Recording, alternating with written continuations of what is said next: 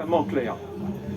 Alors si vous avez un goût à suivre ce dossier, il y a une possibilité.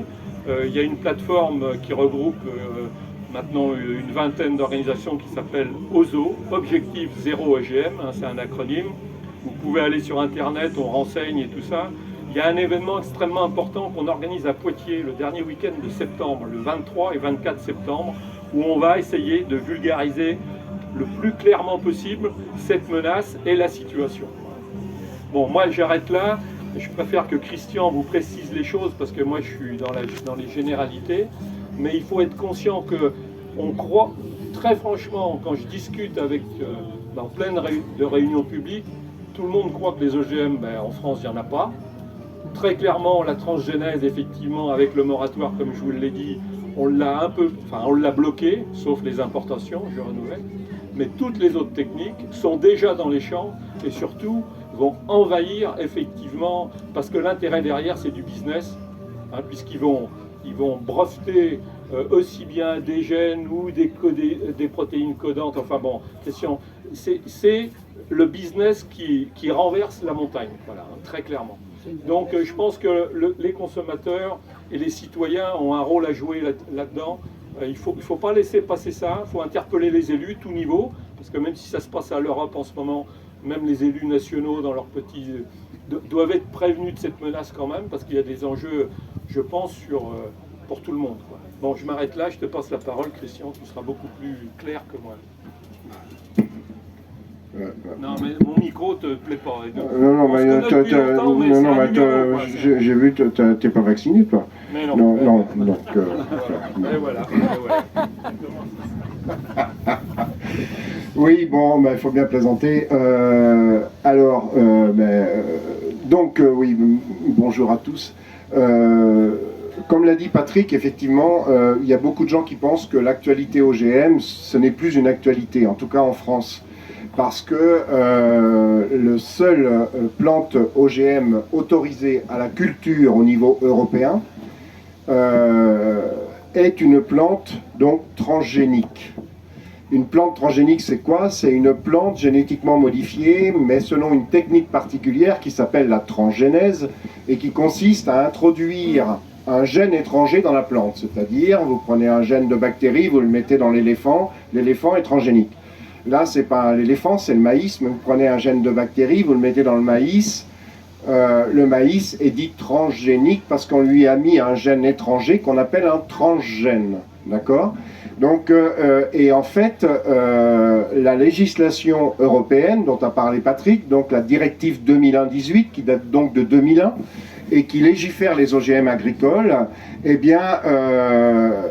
définit plusieurs techniques qui peuvent conduire à des OGM sur le plan technique. Hein.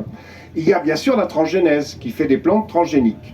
Et ces plantes transgéniques, donc il n'y en a qu'une qui est autorisée à la culture en Europe, qui est le maïs Monsanto 810, et ce maïs Monsanto 810 fait l'objet d'une interdiction de culture en France depuis 2013, moratoire depuis 2008, Grenelle de l'environnement, mais 2013, interdiction. Donc moratoire, il y a eu 3 moratoires, et puis 2013, interdiction, parce que l'Europe a autorisé les pays européens à ne plus avoir à se justifier auprès de l'Europe pour interdire sur le territoire du pays en question un OGM autorisé au niveau communautaire. Donc depuis 2013, il est interdit. Et donc, comme c'est le seul autorisé à la culture en Europe et qu'il est interdit en France, les gens ont dit il n'y a plus d'OGM en France. Alors il n'y a plus d'OGM transgéniques cultivés en France. Comme l'a dit Patrick, ça ne veut pas dire qu'il n'y en a plus des transgéniques, parce qu'en fait ils sont autorisés, ils sont cultivés aux États-Unis ou sur le continent américain de manière générale, et ils sont autorisés à l'importation pour nourrir nos animaux d'élevage et également pour la nourriture humaine. Notamment, il l'a dit, ils arrivent par cargo entier dans les ports bretons ou à La Rochelle, etc. C'est notamment le soja transgénique pour nourrir nos animaux d'élevage, qui arrive sous forme de tourteau. Le tourteau, c'est ce qui reste quand on a extrait l'huile, et qui nous arrive donc sous forme de tourteau par cargo entier dans les ports bretons, etc. Donc, les OGM, même si on se cantonne aux OGM transgéniques, on n'est pas du tout sorti des OGM, puisque même si on n'en cultive plus en France, ils sont autorisés à l'importation pour la nourriture animale et humaine. Mais là où c'est encore plus vicieux, c'est qu'il y a ce qu'on appelle les OGM cachés. C'est quoi les OGM cachés? Eh bien, en fait, dans la directive européenne 2018, il y a 3 techniques qui sont définies comme conduisant à des OGM. La transgénèse, qui est reconnue comme conduisant à des OGM tant d'un point de vue technique que d'un point de vue juridique, c'est-à-dire que les OGM transgéniques sont légiférés. Mais il y a 2 autres techniques, la mutagénèse et une autre encore qui s'appelle la fusion cellulaire. Ces 2 autres techniques sont bien reconnues comme conduisant à des OGM sur le plan technique, mais pas sur le plan juridique, c'est-à-dire que ces OGM bénéficient d'une dérogation qui leur permet d'échapper au champ d'application de la directive européenne. Et donc ils ne sont pas légiférés. Et comme ils ne sont pas légiférés, l'agriculteur qui les cultive n'est pas tenu d'informer la mairie de là où se trouvent les parcelles comme il était tenu de le faire avec une plante transgénique. Et le consommateur qui va chercher un produit de plante génétiquement modifiée obtenu non pas par transgénèse mais par mutagénèse, qui n'est donc pas une plante transgénique mais une plante mutée, eh bien n'est pas informé que ce produit provient d'une plante OGM puisque cet OGM n'est pas légiféré. Alors comment on en est arrivé là? On en est arrivé là pour la raison simple, c'est que quand les OGM transgéniques sont arrivés sur le marché agricole, c'était la fin des années 90, il y a eu une législation européenne, mais la législation européenne ne peut se mettre en route que s'il y a une définition qui est donnée. Donc définition ici d'un OGM. Et quand on définit un OGM, tout organisme vivant dont on a modifié de façon non naturelle ses caractéristiques génétiques, selon non naturelles, c'est-à-dire selon une manière qui ne peut pas se faire naturellement, c'est-à-dire sans l'intervention de la main de l'homme, eh bien les plantes mutées ne pouvaient pas échapper à la définition. C'est quoi la différence? Une plante transgénique, vous mettez un gène étranger dans la plante, je l'ai expliqué. Une plante mutée, vous ne mettez pas de gène étranger. Vous la bombardez avec un agent chimique ou un agent physique, des rayons ultraviolets, des rayons X, etc., qui vont provoquer des mutations, c'est-à-dire des changements de formule dans les gènes. Et ces changements de formulation des gènes vont entraîner le changement des formulations des protéines, et ça va entraîner des nouvelles caractéristiques sur la plante. Par exemple, une tolérance à un herbicide. La plante n'était pas tolérante à l'herbicide, elle le devient. D'accord? Et donc quand ils ont défini l'OGM, ils ne pouvaient pas exclure de cette définition les plantes obtenues par mutagénèse. Le problème, c'est qu'en 2001, les plantes obtenues par mutagénèse, il y en avait déjà plein. Pourquoi? Parce que la mutagénèse est plus ancienne que la transgénèse. La transgénèse, dans les laboratoires, ça date des années 70, dans l'agriculture, c'est les années 90. Mais la mutagénèse, dans l'agriculture, c'est les années 50, 60. C'est après la guerre. Après la guerre, il fallait obtenir des nouvelles variétés qui avaient des propriétés agronomiques intéressantes que recherchait le paysan depuis longtemps. Mais lui, il les recherchait à sa manière. Le paysan, c'est le premier généticien du monde. Il prenait une plante, il dit tiens, il y a un variant là qui m'intéresse dans mon champ. C'était pas à l'époque des cultures où toutes les plantes se ressemblaient, qui étaient identiques. Hein, le gars, il plantait un champ de courgettes, il y avait des petites courgettes, des grosses courgettes, des courgettes tordues, des courgettes droites. Puis tout d'un coup, il trouvait une courgette. Oh, mais c'est intéressant cette variété d'un point de vue agronomique. Oh, puis il y en a une autre là, elle est intéressante aussi. Oh, mais ce serait bien si elle me faisait un petit tous les deux. Alors il organisait un speed dating, et puis le soir, il faisait en sorte que les 2 plantes se copulent entre elles, et puis il récupérait un petit qui avait les 2 caractéristiques réunies en une seule. Ça, c'était la génétique du paysan. Le premier généticien du monde, c'est le paysan. Et il a créé toutes les variétés que l'on connaît aujourd'hui et qui créent cette diversité agricole. Sauf que ça demandait du temps, ça s'appelle la sélection massale. Ça demandait du temps. Après la guerre, il fallait nourrir beaucoup de gens, on n'avait pas le temps. Alors on a dit, les mutants là, que le paysan il attend qu'ils apparaissent tout seuls dans son champ, on va les créer en laboratoire. Donc la mutagénèse existait déjà. Et en 2001, il y en avait déjà plein des plantes mutées. Quand la directive européenne est arrivée pour légiférer les OGM, et notamment les OGM transgéniques, la définition ne pouvait pas exclure les plantes mutées. Ils ont dit, mais oui, le problème, c'est que les plantes mutées, il y en a déjà partout, et que si on doit les légiférer, si on doit les ressortir du marché pour les évaluer, on n'aura plus rien à bouffer. Alors on va dire que, bon, on va faire une exception. On va dire, tiens, c'était les années 50, 60, on est en 2000, 2001, il s'est écoulé 40 ans, 50 ans, il ne s'est rien passé, peut-être on a eu de la chance, mais on va dire que avec le recul qu'on a aujourd'hui, eh bien ces plantes, ce sont certes des OGM d'un point de vue technique, mais on va dire qu'avec le recul, eh bien voilà, on sait qu'il n'y a pas de danger, donc on les exonère du champ d'application de la directive européenne.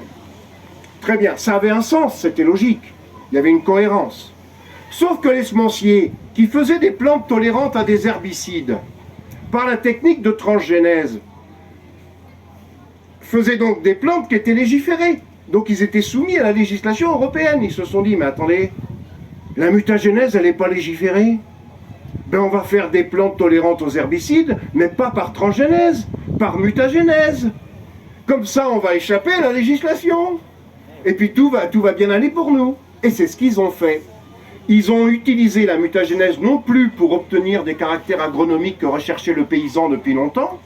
Ils ont utilisé la mutagénèse pour faire ce qu'ils faisaient avec la transgénèse, c'est-à-dire essentiellement des plantes qui tolèrent des herbicides qu'on appelle des VRTH, variétés rendues tolérantes aux herbicides. Et notamment, ils l'ont fait avec du colza et du tournesol qui sont cultivés à très grande échelle en France et en Europe.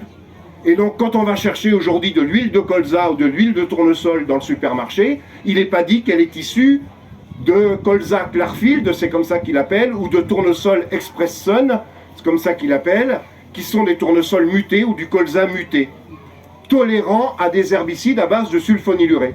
C'est-à-dire que ce n'est pas du Roundup dans ce cas-là, c'est des herbicides à base de sulfonylurée. Et en fait, le sulfonylurée est une molécule qui est utilisée dans le traitement d'un certain nombre de diabètes. Ça nécessite une prescription médicale. Ben là, vous retrouvez des sulfonylurées dans l'huile de colza, dans l'huile de tournesol, il n'y a pas de prescription. Vous allez chercher votre huile et on ne vous dit pas qu'il y a du sulfonylurée dedans. Parce que le colza est un colza muté. Parce que le tournesol est un tournesol muté. Et du coup, il n'est pas légiféré. Comme il n'est pas légiféré, il n'y a pas besoin d'informer les citoyens. Voilà, ça s'appelle les OGM cachés. D'accord ? Et puis, il y a une troisième catégorie d'OGM qui sont les nouveaux OGM, c'est-à-dire qu'on fait appel à des nouvelles techniques pour faire des OGM. On nous dit, attendez, les OGM qu'on a fait autrefois, là, les transgéniques, c'est vrai que c'était pas terrible, on n'arrêtait pas de le dire, nous, hein. On nous disait, non, mais c'est super, puis maintenant on dit, non, c'est vrai, c'était pas terrible. Mais alors maintenant, on va vous faire des OGM, là, ça va être la panacée, hein. En fait, il n'y a rien de changé, c'est toujours la même... c'est bon, j'ai pas le temps de rentrer ici dans les détails techniques, bien sûr, mais puis ça nécessiterait peut-être un visuel parce que c'est assez compliqué. Mais en fait, sur la base, il n'y a absolument rien de changé. En plus, pour ces nouvelles techniques, ces nouveaux OGM, il faut faire en amont de la transgénèse. Mais ça, ils s'en vendent pas. Donc en fait, comme les transgéniques sont légiférés, ben, les nouveaux OGM doivent être légiférés. Mais les semenciers font un lobbying énorme pour que ces OGM soient même pas reconnus comme OGM sur le plan technique. D'où la modification de la directive 2001-18 dont vient de parler Patrick et dont le texte vient d'être publié le 5 juillet, qui vise en fait à modifier totalement les définitions et le texte de législation pour que tous ces OGM échappent à la législation et donc généraliser les OGM cachés, les OGM clandestins. D'accord ? Et alors, et c'est là que c'est intéressant parce que ça peut paraître compliqué effectivement et de dire ouais mais ça c'est du ressort de gens très spécialisés, ça nécessite sur le plan juridique des gens très spécialisés pour se bagarrer là-dessus, etc. Puisque les uns sont légiférés, les autres ne le sont pas, donc ça fait appel à des hommes de loi, des femmes de loi qui connaissent bien ces textes-là. Mais en fait ça nous appartient à tous et c'est ce qu'a raconté brièvement Patrick. Avec ce qui s'est passé, c'est pour donner un petit peu d'espoir, parce que c'est vrai que quand on dit ça comme ça, on se dit, bon, c'est vrai que ça devient compliqué, mais bientôt on dira plus bon appétit, hein, on dira bonne chance. Donc, et c'est vrai que ça peut être démoralisateur. Mais ce qui s'est passé à Poitiers en 2012 est extraordinaire et nous montre à quel point ça nous appartient à tous et à quel point on est tous en pouvoir de faire quelque chose. En 2012, ils se sont réunis à 9 organisations dans une salle à Poitiers. Il y avait différentes organisations de défense contre les pesticides, contre les OGM de Poitou-Charentes, mais il y avait des associations nationales, il y avait la Confédération paysanne, il y avait la Fédération nationale de l'agriculture biologique, il y avait Semences paysannes, etc. 9 organisations. Ils écrivent un texte qui s'appelle l'Appel de Poitiers. Ce texte, c'est quoi? Ben, ils disent, voilà, on s'est battu contre les OGM transgéniques, il n'y en a plus de cultivés en France, mais il y a plein d'OGM cachés qui sont cultivés en toute opacité.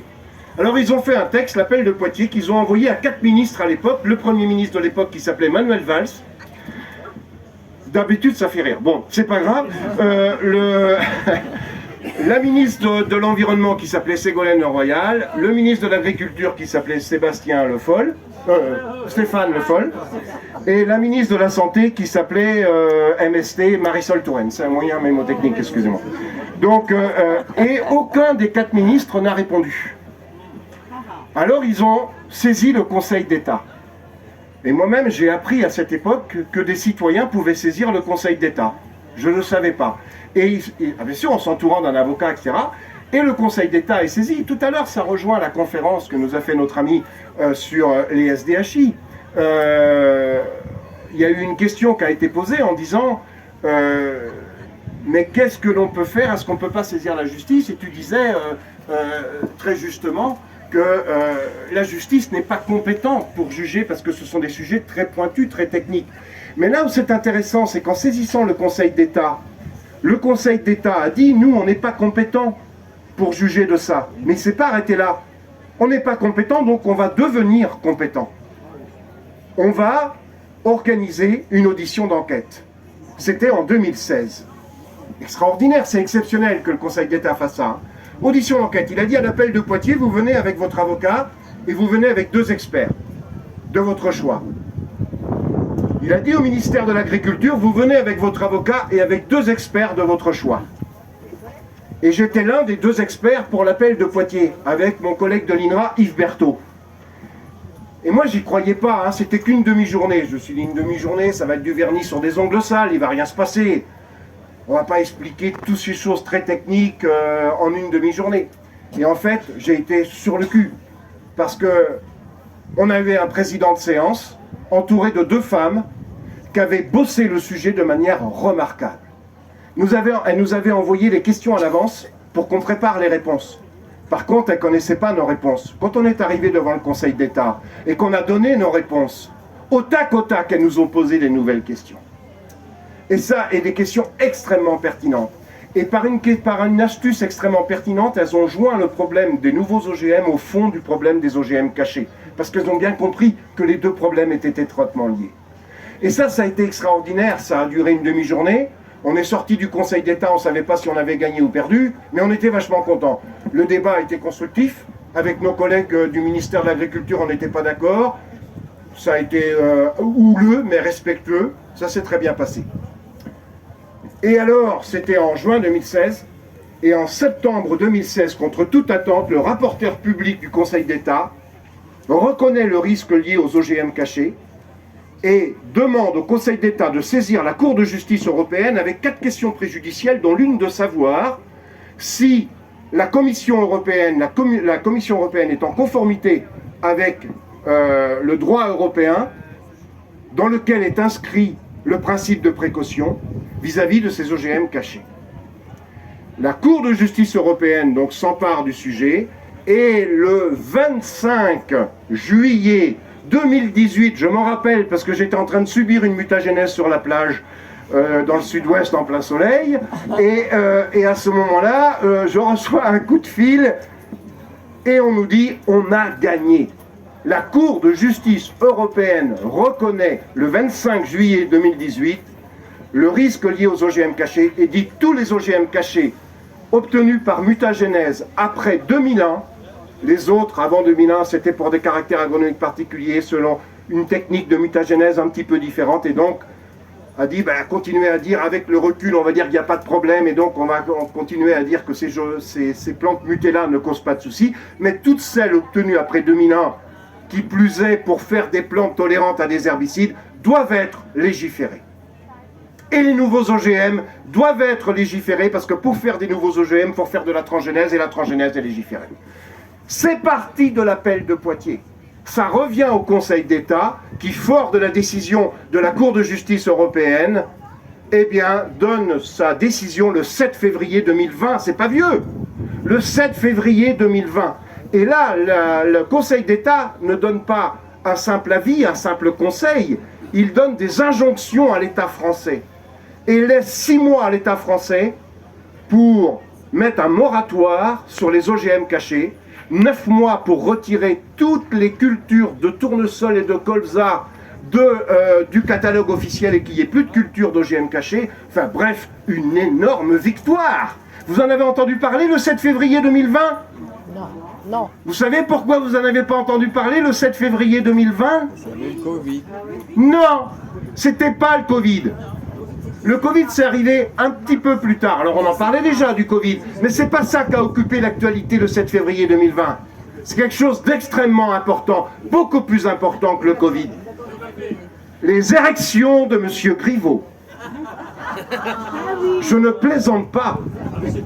Le candidat de En Marche à la mairie de Paris, dont les photos avaient circulé en érection sur les réseaux sociaux, etc., il a été question que de ça. Ça vous donne une idée de l'importance de la ligne éditoriale de nos grands journaux télévisés. Voilà, l'information qu'on reçoit. Donc le 7 février 2020, personne n'a parlé de la décision du Conseil d'État. Or, bien sûr, c'était historique. Et qu'est-ce qui s'est passé après ? Le gouvernement français, il y a eu le Covid, et donc ils ont joué à la montre, et ils n'ont pas exécuté les injonctions du Conseil d'État. Donc qu'est-ce qu'a fait l'appel de Poitiers, ou l'objectif zéro OGM ? Ils ont ressaisi le Conseil d'État pour non-exécution par l'État français des injonctions du Conseil d'État, du 7 février 2020. Et entre-temps, la Commission européenne a pondu un nouveau rapport remettant en cause la décision de la Cour de justice européenne du 25 juillet 2018 et programmant de changer la définition des OGM pour pouvoir faire passer tout ça en douce, tranquille. Le gouvernement français s'est appuyé sur ce rapport de la Commission européenne pour dire on ne fait rien. Et donc du coup c'est revenu. Le Conseil d'État a dit on n'a pas d'autre solution que de ressaisir la Cour de justice européenne. Ils ont ressaisi la Cour de justice européenne. Et le 7 février dernier, 2023, cette fois-ci, donc vous voyez, on est au cœur de l'actualité. La Cour de justice de l'Union européenne redonne un nouveau verdict, mais beaucoup plus souple que celui qu'il avait donné avant. Et il revient sur certaines des dispositions qu'ils avaient prises. Et maintenant, c'est dans les mains du Conseil d'État qui doit trancher définitivement. Et entre-temps, il y a cette nouvelle réglementation qui est en train de venir de la part de la Commission européenne, sous l'influence bien sûr des lobbies des semenciers, pour faire en sorte qu'on change la définition de l'OGM et faire en sorte que tous ces nouveaux OGM et ces OGM cachés échappent définitivement à la législation et qu'on généralise les OGM cachés. Voilà, donc quand on vous dit que les OGM ce n'est plus d'actualité, non, on est au cœur de l'actualité. Et aujourd'hui, quand vous avez des faucheurs volontaires qui vont détruire une parcelle de colza ou de tournesol muté, avant, quand ils allaient couper un maïs OGM, tout le monde en parlait dans les médias. Maintenant, les médias n'en parlent plus. Eux, ils font un communiqué à l'AFP. Ils n'en parlent plus. D'accord ? Même s'il n'y a pas les érections de Griveaux. Ils n'en parlent plus. Parce qu'ils ont compris que c'était faire de la publicité aux actions militantes et que c'était mettre en exergue le fait qu'on faisait des OGM à l'insu de tout le monde aujourd'hui. Donc voilà pourquoi, disait Patrick, c'était difficile aujourd'hui de mobiliser les gens et d'avoir le rapport de force qu'on a pu avoir il y a quelques années en 2008 avec la grève de la faim pendant le Grenelle de l'environnement, etc. Parce qu'aujourd'hui, s'il n'y a pas la mobilisation citoyenne, on n'a pas le rapport de force. Et donc toute la difficulté est là. Donc voilà, il y a plein d'actions qui se mènent, des actions scientifiques, des actions politiques, des actions juridiques, mais il manque le rapport de force et c'est ça qui fait défaut aujourd'hui. Voilà, j'ai été un peu long, je m'excuse, je redonne la parole à Patrick et donc je vous remercie en tout cas de votre attention. Bon, merci Christian, une nouvelle fois très clair, pédagogue, véhément, des très belles illustrations, on a vu les images, enfin dans l'esprit, dans l'esprit, je l'ai bien dit dans l'esprit. Ouais, t'as pas vu les photos? Ah non, je me suis non, franchement, j'y voyais pas beaucoup d'intérêt, enfin bon, mais après, c'est des goûts, hein, chacun a ses perversions, hein, c'est tout à fait. Ce que je voulais dire, bon, le résumé est clair, on ne va pas rentrer plus dans les détails, ça ne servirait à rien. Ce que je veux simplement préciser, c'est qu'il y a quand même donc un calendrier qu'il faut intégrer. Cette proposition de règlement, la Commission l'a soumise aux États membres de l'Europe. Hein. Ce qu'on sait, si j'ai bien tout lu, il y a 3 États qui sont qui s'opposent, qui disent notamment l'Autriche, avec c'est très court leur communication, mais ils disent nous on est très engagés sur la sauvegarde de l'agriculture biologique et ça va à l'encontre de ça. Donc nous, l'Autriche, on veut pas de cette proposition. Il y a 2 ou 3 États qui se positionnent, qui sont assez critiques. Bon, rassurez-vous, pas la France. Hein. Là, pour la France, c'est un peu open bar. Hein, ils voient ça très bien. Alors, il y a les grands défenseurs de ces lois très libérales, notamment les Pays-Bas. Hein. Il faut savoir que les Pays-Bas ont un poids là-dedans assez conséquent. Une position quand même très mitigée et sur lequel l'Europe, à mon avis, va être en difficulté, c'est que l'Allemagne est critique. Je ne dis pas qu'il ne faut pas faire évoluer la législation, mais pour l'instant, la position est quand même, elle n'est pas ambiguë, elle dit que c'est pas clair, que le principe de précaution n'est pas respecté. Donc bon, il y a... Alors, ce qu'on sait, c'est que l'Europe, ça va à une petite vitesse aussi. Hein. Je pense que ce texte est tellement touffu qui va être présenté, parce que vous savez qu'un règlement va être présenté aux parlementaires européens. Il y a une seule session cet automne, puisqu'après, c'est la campagne qui s'ouvre et c'est les élections l'an prochain. Alors je pense que ce sera un bon moment aussi. J'espère que cette thématique, au moment des élections européennes, sera un peu abordée ou sera sous les feux de l'actualité, parce qu'autrement, c'est à désespérer de tout, quoi. Donc il faudra bien choisir hein, pour qui vous voulez voter, parce que là, je pense qu'il y aura des enjeux quand même. Le canevas, je pense que ça ne pourra pas être mis en musique, quelle que soit la forme, avant fin 2024, voire début 2025. Alors quand il y a un règlement comme ça qui est soumis, de toute façon, il y a une période pratiquement de 2 ans de mise d'organisation, d'écriture, pour que ce soit conforme aux différents, pour que les États aussi statuent, écrivent ça. Donc la vraie menace claire, ça va être à la louche, allez, début 2027, quelque chose comme ça, ou fin 2026. Bon, c'est quand même très proche, quoi. Donc, bon, je ne sais pas si... alors moi, je ne vous ai pas donné le goût à grand-chose, mais Christian, qui sait bien le faire, vous a peut-être bien fait saisir les enjeux. Il faut y aller, quoi. Quels que soient les outils, hein, il y a peut-être des petits noyaux militants qui sont endormis dans vos secteurs, hein, parce que c'est un peu ça aussi, parce que c'est épuisant ce genre de... Quand vous êtes dans des combats juridiques, réglementaires, c'est un bouffe énergie, vous n'êtes pas fait pour ça, vous plongez dans des textes, trouvez tous les... Alors, le juridique déjà et le réglementaire, c'est copieux. Écrit par l'Europe, il y a des perles, hein. Il y a des perles, hein. Il y a des articles, très franchement, même les spécialistes qui sont autour de moi dans la visio, tu le lis dans un sens, on est 5, il y a 5 avis différents, et au bout d'une demi-heure, tu es toujours sur le même article, on a tous changé d'idée, mais il y en a toujours 5 différents, si tu veux. Tu n'arrives pas à comprendre, il y a pratiquement dans des articles un sens et son opposé, voire le contraire. Donc c'est quand même... Non, je pense qu'il faut effectivement se remobiliser. Donc s'il y a des petits collectifs en dormance, il faut les réveiller. Il y a de l'actualité. Au sein d'Ozo, on est disponible pour venir donner de l'information. Bon, bien sûr, des gens comme Christian sont disponibles, mais des vulgarisateurs plus simples comme moi ou d'autres, on peut intervenir. Mais je répète, je pense que les élus, il faut les secouer, quoi. Il faut les secouer, quels que soient vos élus. De toute façon, l'agriculture, on est un grand pays agricole, avec un modèle agricole qui ne nous plaît pas bien, un modèle dominant qui ne nous plaît pas bien, mais ce n'est pas une raison pour pas secouer le cocotier, quoi. Je suis même persuadé que au fin fond de nos campagnes, les encartés à la FNSEA ne soient pas emballés d'un projet comme ça, quoi. Parce que là, ils perdent tous leurs droits, hein. Un paysan, à l'origine, Christian vous l'a bien expliqué, sa vie sur le terrain, ça maîtrisait non seulement sa production, mais même ses semences, quoi. On est en train de déshabiller tout ça pour du business, quoi. C'est que du business, ce n'est pas autre chose. Donc je pense qu'il faut reprenez, là je pense qu'il y a quelques mois là, pour inverser la tendance, faire prendre conscience, alerter les médias aussi, il y a peut-être moyen, hein, vous connaissez peut-être un journaliste, même local. Faut faire passer l'info. La menace maintenant, elle est écrite noir sur blanc.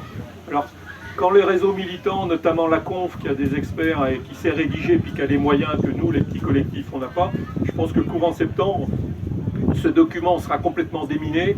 On pourra le rendre accessible en synthétisant quand même nos remarques, parce qu'on n'arrête pas de réécrire des choses, des machins. Et puis je vous encourage, faites de la publicité sur l'événement de Poitiers, hein, les 23-24, parce que je pense que ça va être un moment fort, et on pourra peut-être rebâtir quelque chose, une énergie, parce que Jean-Claude ou Christian étaient présents. En 2012, il y a une énergie qui s'est créée avec un noyau. On a passé plusieurs années avec des réunions quasi mensuelles où on était quelquefois 35, 40, 50 autour de la table. Et c'est ça qui nous a donné confiance pour aller effectivement, je m'excuse de la formule, mais mordre les fesses des ministres et de Valls à l'époque qui avait effectivement fait la sourde oreille. Moi je m'arrête là, mais il faut y aller quoi. Laissez-nous pas tomber parce qu'on a besoin de vous. Merci Patrick, merci Christian, merci à vous tous. Alors,